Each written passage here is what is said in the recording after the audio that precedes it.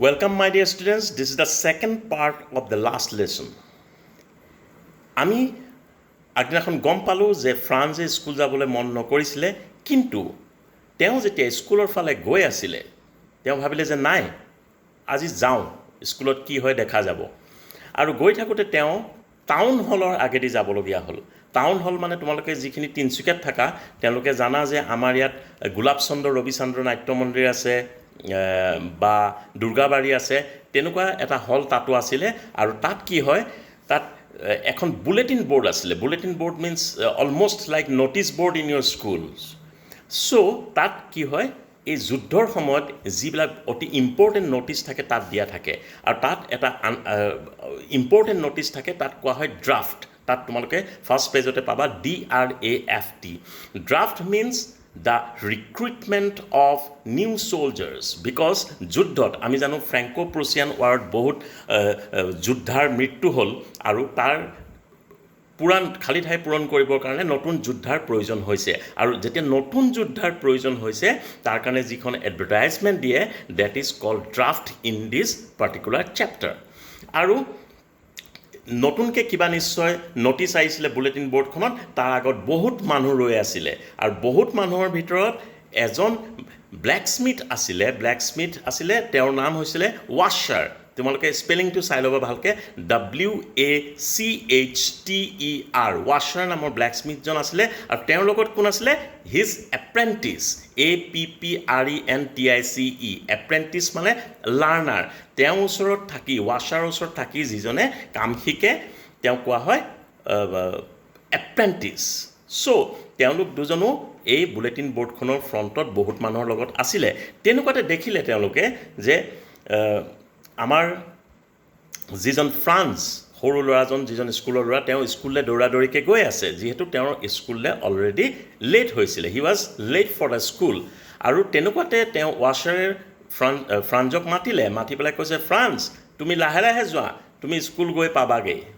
তেতিয়া ফ্ৰান্সে এইটো হাঁহি উঠা কথা বুলি ভাবিলে।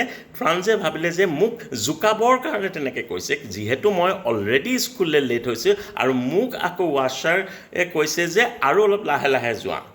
আৰু সেই বুলি ভবাৰ লগে লগে তেওঁ একেটা উশাহতে তেওঁ দৌৰি গৈ এম হেমেলৰ লিটিল গাৰ্ডেনখনৰ ওচৰ পালেগৈ। আউট অফ ব্ৰেথ মিনছ একেটা উশাহতে গৈ তেওঁ দৌৰি গৈ স্কুলৰ কম্পাউণ্ড পালেগৈ। আৰু তাত কি আছিলে, কম্পাউণ্ড সোমাই মই তোমালোকক যোৱাকালি কৈছিলোঁ যে এখন গাৰ্ডেন আছে, এম হেমেলৰ সৰু এখন ফুলৰ বাগিচা আছে, যিখন সাধাৰণতে আমাৰ সকলো স্কুলৰ ফ্ৰণ্টত থাকে বা থাকিব লাগে, যিয়ে আমাৰ এট্ৰেক্টিভনেছটো বঢ়াই স্কুলখনৰ আমাৰ মনোযোগ আকৰ্ষণ কৰে। এতিয়া যেতিয়া স্কুল গৈ পালেগৈ, ফ্ৰান্সে ভাবিলে স্কুলখন বৰ শান্ত হৈ আছে। সাধাৰণতে যেতিয়া স্কুল আৰম্ভ হয় ইমান শান্ত হৈ নাথাকে। ফ্ৰান্স হ'ব পাৰে, দেশখনত ফ্ৰান্স হ'ব পাৰে, কিন্তু আমাৰ ইণ্ডিয়াৰ নিচিনা, আমাৰ অসমৰ নিচিনাই তাতো ল'ৰা ছোৱালীবোৰে প্ৰথমতে হুলস্থুল কৰে, বেঞ্চ ডেস্ক টনা আজোৰা কৰে, ডেস্কৰ পৰা বেগ উলিয়াই, বেগৰ পৰা পেঞ্চিল উলিয়াই, স্কেল উলিয়াই, কিতাপ উলিয়াই, বহি উলিয়াই, তেতিয়া বিভিন্ন প্ৰকাৰৰ শব্দ হয়। আৰু তাক ইয়াত কোৱা হৈছে hustle and bustle. But interestingly, that day there was no hustle and bustle, and the school was looking like a Sunday school. দেওবাৰে যেনেকৈ স্কুলখনত কোনো নাথাকে, বন্ধ হৈ থাকে, দেওবাৰে যদি তুমি স্কুলখনলৈ গৈ চোৱা দেখিবা যে একদম শান্ত হৈ আছে। কিন্তু আন বাৰত যদি যোৱা, ক্লাছ চলি থাকিলে অকণমান হুলস্থুল হয়, ল'ৰা ছোৱালীবোৰে একেলগে তেওঁলোকে পাঠবোৰ পঢ়ে, যেনেকৈ 1+1 2, 1+2 3, এনেকৈ যেতিয়া চিঞৰি পঢ়ে তাক কোৱা হয় ইউনিশ্যন বুলি কোৱা হয়। আৰু তেনেকৈ কোনো পঢ়ি থকা নাছিলে সেইদিনাখন। আৰু সেইবাবে আমাৰ ফ্ৰান্স অতি আচৰিত হৈ গৈছে যে কিহৰ কাৰণে এনেকুৱা হৈছে। আৰু তেওঁ লাহেকৈ ভিতৰলৈ জুমি চালে। যেতিয়া খিৰিকীয়েদি জুমি চালে দেখিলে all the classmates were in their own places. তেওঁৰ যিখিনি বন্ধুবৰ্গ আছে সকলোৱে নিজৰ নিজৰ ঠাইত বহি আছে। আৰু এম হেমেল যিজন শিক্ষক, he is already inside the room. তেতিয়া তেওঁ বহুত ভয় খালে, ভাবিলে যে I am going to get great scolding today. Means মই আজি বহুত গালি খাম চাগে, কাৰণ মোৰ অলৰেডি দেৰি হৈছে। আৰু আমি জানো যে M Hamel is a very strict disciplinarian teacher. So' তেওঁ কি কৰিলে লাহেকৈ দুৱাৰখন খুলিলে তেনেকৈ দুৱাৰখন খুলি ফ্ৰান্স সোমাই গ'ল আৰু সোমাই যোৱাৰ লগে লগে তেওঁ ব্লাছিং হি ৱাজ ব্লাছিং মানে ইমান ল'ৰা ছোৱালীৰ আগত তেওঁ যেতিয়া অকলে লেটকৈ সোমাই গৈছে তেওঁ গালকেইখন ৰঙা পৰি গৈছে লাজত তেওঁ গম পাইছে যে মই আজি এটা ভুল কাম কৰিলোঁ মই আজি লেটকৈ স্কুল আহিছোঁ বাট ষ্টিল হি ৱাজ ব্লাছিং আৰু তেওঁ গৈ পেলাই নিজৰ জেগাত গৈ পেলাই নিজৰ বেঞ্চত গৈ বহিলেগৈ তেতিয়া তেওঁ ভাবিছিলে great dread of scolding means M হেমেলৰ পৰা বহুত গালি খাম বুলি ভাবিছিলে কিন্তু এম হেমেল আচৰিত কথা যে তেওঁক ক'লে যে go' to your place quickly little Franz we were beginning without you একো গালি নাপাৰিলে ক'লে যে তুমি তোমাৰ নিজৰ জেগাত বহা আৰু আমি অলৰেডি ক্লাছটো ষ্টাৰ্ট কৰিলোঁ তেতিয়া যেতিয়া গৈ ফ্ৰান্স নিজৰ ক্লাছত নিজৰ বেঞ্চত গৈ বহিলেগে তাৰপিছত চাৰিওফালে চালে আৰু তেতিয়া ভালদৰে যেতিয়া মন কৰিলে যে এম হেমেল টিচাৰগৰাকীয়ে কি পিন্ধি আছে তেওঁ কি পিন্ধি আছে সেই কথাটো ইম্পৰ্টেণ্ট তোমালোকে মন কৰিবা তেওঁ কি পিন্ধি আছিলে the teacher had on his beautiful green coat এটা সুন্দৰ গ্ৰীণ কোট পিন্ধিছিলে হিজ ফ্ৰিল শ্বাৰ্ট তেওঁ ফ্ৰিল এইডোখৰ অলপ ফুলি ফুলি থাকে সেই সময়ত সেইটো ডিজাইন আছিলে তেনেকুৱা এটা শ্বাৰ্ট পিন্ধিছিলে and the little black silk cap আৰু এটা চিল্কৰ কেপ পিন্ধিছিলে কালাৰটো কেনেকুৱা আছিলে ব্লেক কালাৰ এইকেইটা বস্তুৰ তাত বৰ্ণনা কৰা আছে তোমালোকে মনত ৰাখিবা কুৱেশ্যনত আহে all embroidered means it's a very costly thing আৰু সাধাৰণতে এম হেমেলে সেই ড্ৰেছটো কেতিয়া পিন্ধে যেতিয়া ইনস্পেকশ্যন ডে হয় যদি ইনস্পেক্টৰ ছাৰ তেওঁলোকৰ স্কুললৈ আহে সেইদিনাখন সেইটো ড্ৰেছ পিন্ধে আৰু নহ'লে কি হ'ব প্ৰাইজ ডেইজ মিনছ যেতিয়া বছৰেকীয়া খেল ধেমালিৰ প্ৰাইজ ডিষ্ট্ৰিবিউশ্যন হয় a very important days these are very important days for schools actually important ডেইজত তেওঁ সেই ড্ৰেছটো পিন্ধে কিন্তু সেইদিনাখন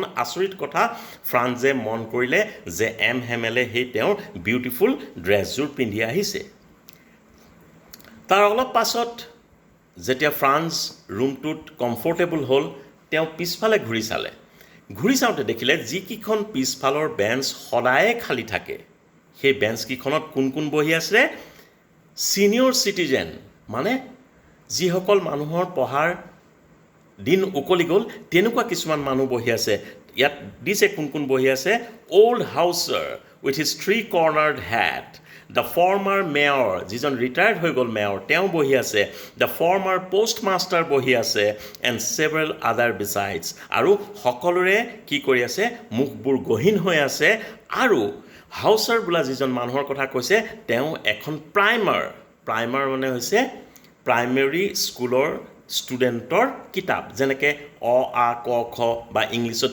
ABCD A for apple B for ball তেনেকুৱা এখন প্ৰাইমাৰ বুলি কয় সেই কিতাপখন লৈ আছে আৰু এটা কোণত তেওঁ ধৰি আছে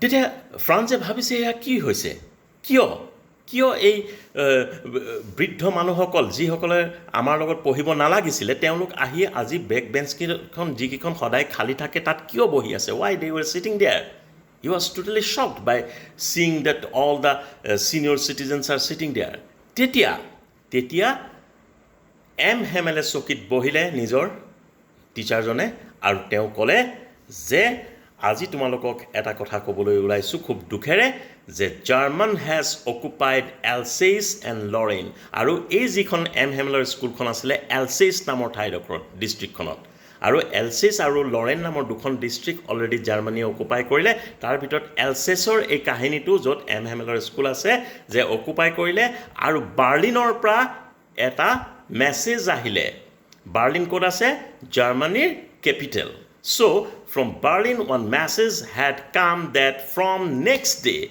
from tomorrow, there won't be any French class. Kailor pra kunu French class nohobo. And in place of French, everybody will have to learn German language.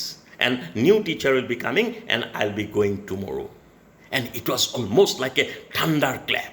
Thunderclap মানে এটা আচৰিত গাজনিৰ দৰে হৈ গ'ল আৰু সকলো শান্ত হৈ গ'ল সকলো ঠাণ্ডা হৈ গ'ল আৰু তেতিয়া আমাৰ ফ্ৰান্সে বুজি পালে যে এই নটিছখনেই নিশ্চয় আমি সেই বুলেটিন বৰ্ডত টাউন হলৰ আগত যিখন বুলেটিন বৰ্ড আছিলে তাত নিশ্চয় এখন মাৰি থোৱা আছিলে আৰু তেওঁ লগে লগে যিখিনি কিতাপ তেওঁ বুজা বুলি ভাবিছিলে, আজিলৈকে ফ্ৰেঞ্চ লেংগুৱেজৰ কিতাপখিনি তেওঁ বুজা বুলি ভাবিছিলে, এম হেমেলক তেওঁ ভাল পোৱা নাছিলে, এম হেমেল এডাল ৰুলাৰ লৈ ফুৰে, তেওঁ ভাল পোৱা নাছিলে। কিন্তু এতিয়া যেতিয়া ক'লে যে কাইলৈৰ পৰা তোমালোকে আৰু নিজৰ মাতৃভাষা ফ্ৰেঞ্চ লেংগুৱেজ পঢ়িব নোৱাৰিবা, তেওঁ মনত সেই কিতাপখিনি পুৰণা বন্ধুৰ দৰে লাগিলে। এম হেমেলক তেওঁ ভাল লাগিলে, কাৰণ এম হেমেলে এই স্কুলখনত 40 years long service he has given to this school। আৰু তেওঁ ভাবিলে যে আমিতো একোৱেই নিশিকিলোঁ, আমি শিকাৰ আগ্ৰহেই নকৰিলোঁ। We were all keeping that tomorrow we'll do homework, tomorrow we'll be studying, tomorrow we will be learning। আৰু আজি ইভেন পাৰ্টিচিপেলছৰ ওপৰত কুৱেশ্যন কৰিম বুলি কৈছিলে, মই পাৰ্টিচিপেলছো পঢ়ি অহা নাছিলোঁ বুলি তেওঁ ভাবিলে। এতিয়া তেওঁ গম পালে, ফ্ৰান্সে গম পাইছে যে এম হেমেলে 40 বছৰ কাম কৰিলে আৰু তাৰ প্ৰতি শ্ৰদ্ধা জনাই তেওঁ নিজৰ বেষ্ট ড্ৰেছযোৰ পিন্ধি আহিছে। আৰু পিছফালে যি ছিনিয়ৰ চিটিজেন বহি আছে, ৰিটায়াৰ্ড পোষ্টমাষ্টাৰ, ৰিটায়াৰ্ড মেয়ৰ, তেওঁলোক যে বহি আছে, তেওঁলোকে দুটা কথাৰ কাৰণে বহি আছে। এক নম্বৰ কথাটো হৈছে to show' respect to their own mother tongue, that is called French language, and to respect M Hamel who had given 40 years of long service to this school to make the people learn French properly। আজি second পাৰ্টটো আমি ইয়াতে শেষ কৰোঁ, আকৌ third পাৰ্টত আমি ইয়াৰ পিছৰখিনি discuss কৰিম। তোমালোকে কেনে পালা জনাবা। Thank U.